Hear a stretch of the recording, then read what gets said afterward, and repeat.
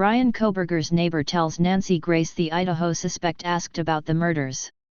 Fox Nation host Nancy Grace joins Fox and Friends to provide details from her conversation with Kohberger's neighbor.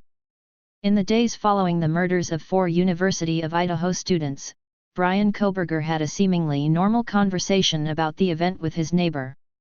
Fox Nation host Nancy Grace spoke with the neighbor, who said Kohberger initiated the conversation. University of Idaho students Kylie Goncalves, 21, Madison Mogan, 21, Xana Kernadel, 20, and her boyfriend, Ethan Chapin, 20, were stabbed to death in the early hours of November 13 in Moscow, Idaho. Bryan Kohberger, a PhD student in criminology at nearby Washington State University, has been charged with 4 counts of first-degree murder and felony burglary for the quadruple homicide.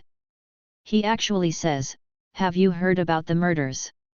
Grace asked Kohberger's neighbor, who wished to remain unnamed. "Yeah," the neighbor said. He's like, "Yeah, it seems like they don't have any leads."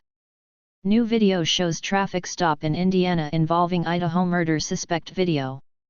Idaho murder suspect Bryan Kohberger's sick social experiment examined by experts, mind-blowing.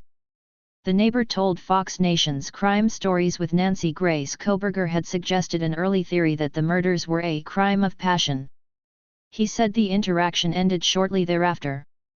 Grace said on Fox and Friends Monday that Kohberger's father, while helping move him into the apartment, asked if the neighbor would be friends with his son. "It's like setting up a play date," Grace told host Lawrence Jones. And at some point, the neighbor's wife said, "Don't bring Kohberger back. I've got a bad feeling. Do not have him back in this apartment." Bryan Kohberger escorted to court in Pennsylvania prior to his extradition back to Idaho to face charges in the deaths of Maddie Mogan, Kylie Goncalves, Xana Kernadel, and Ethan Chapin. Inset, Kohberger's WSU portrait and the last known image of the victims together. Bryan Kohberger escorted to court in Pennsylvania prior to his extradition back to Idaho to face charges in the deaths of Maddie Mogan, Kylie Goncalves, Xana Kernadel, and Ethan Chapin.